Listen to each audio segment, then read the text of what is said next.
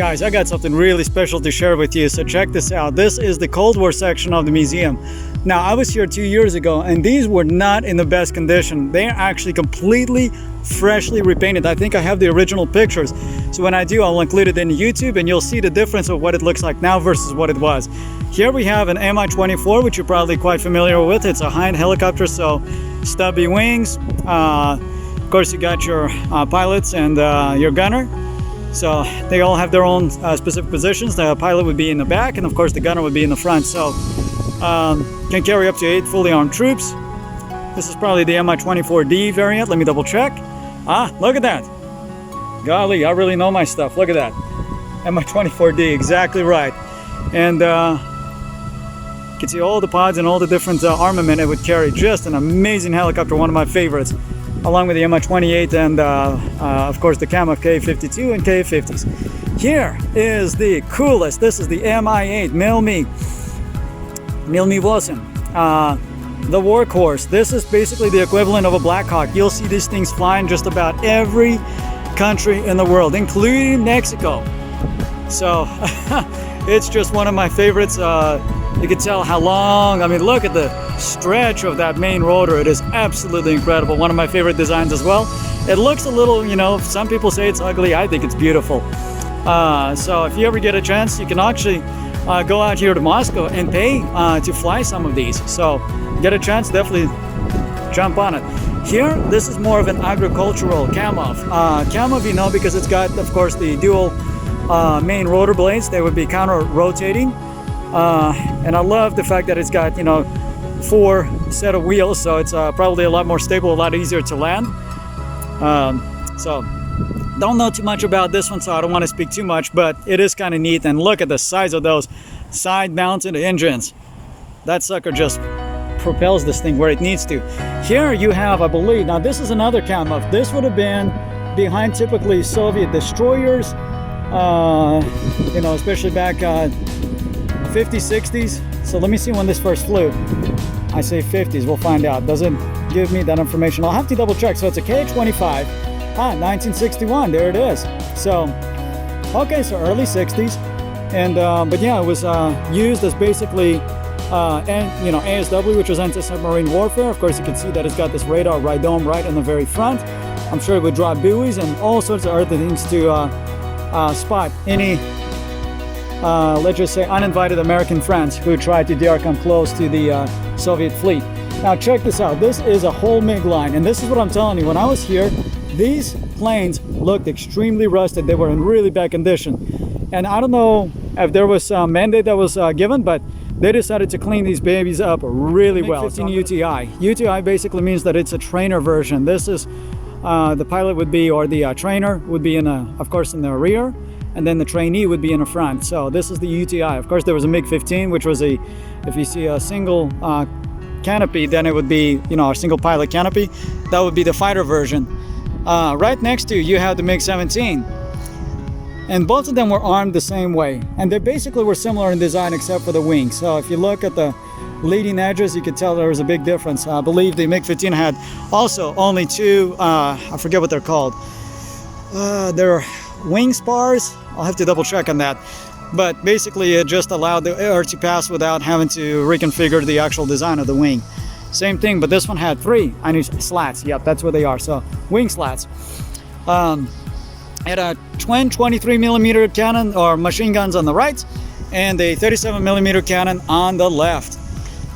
Both of these aircraft could knock out any bomber, so any fighter that came in front of it, I mean, it's gone. There is not going to be a chance for you to it's just a write-off immediately.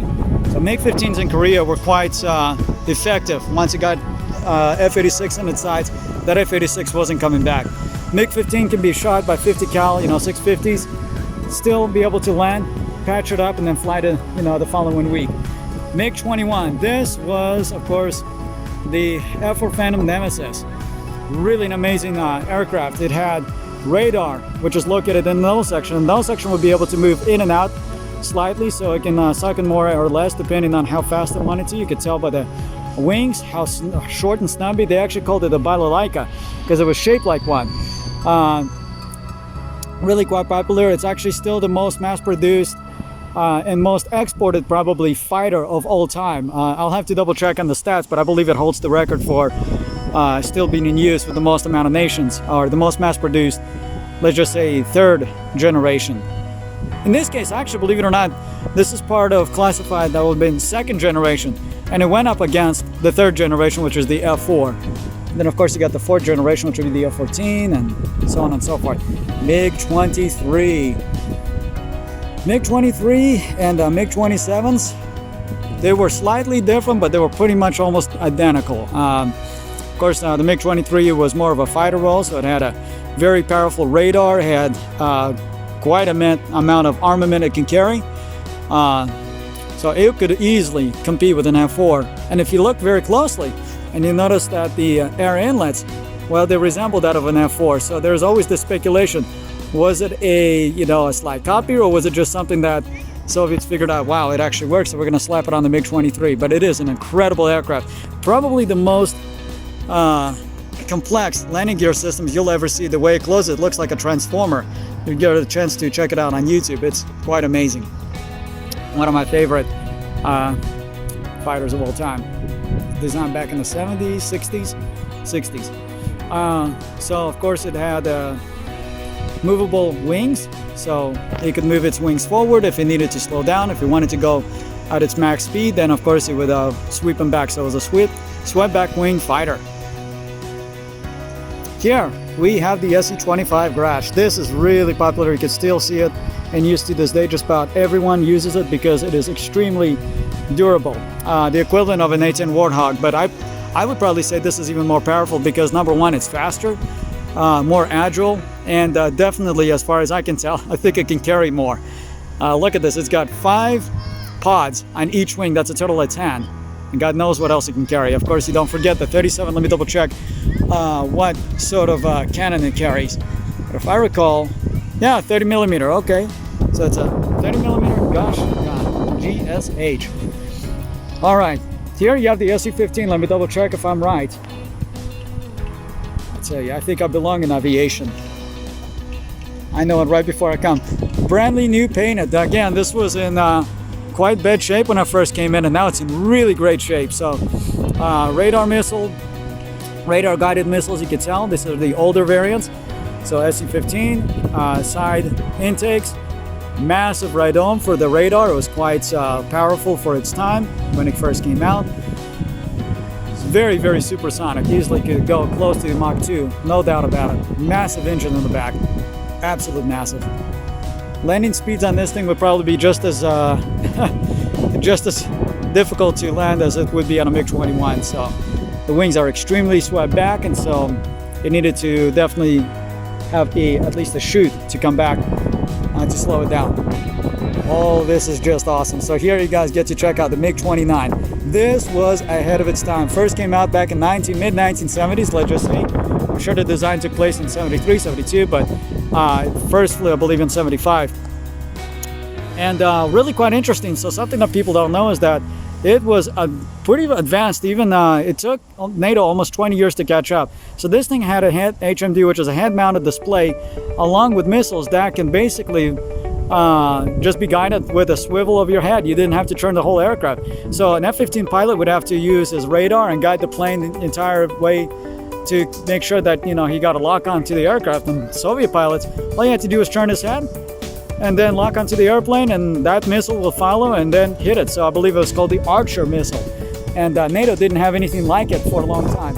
At least the United States did. So if NATO did, then maybe then US was behind its NATO countries. Now this right here is the Su-20 or SU-17, which is basically an Su-22. Su-22 preceded this thing afterwards. So used extensively during the Soviet-Afghan operation. So this is during back in the 80s, and so you can see that it was a real ground pounder. It could carry a lot. So Su-17 was another ground attack. So Sukhoi kind of stuck with making a lot of ground attack aircraft. If you look at its history throughout its Cold War, it mostly stuck with ground attack, kind of that ground-based controlled aircraft, whereas MiG was mostly reliant on making fighters. But once Sukhoi got the clearance to make a fighter, well, shoot, you got the SU-27, which I wish it was here for me to show you. It's not. Maybe in the future it will be. But I would definitely say, as far as fourth generation is concerned, SU-27 with Eats and F-15 for breakfast, lunch, and dinner. Anytime, any day. Bring the flag, it's over.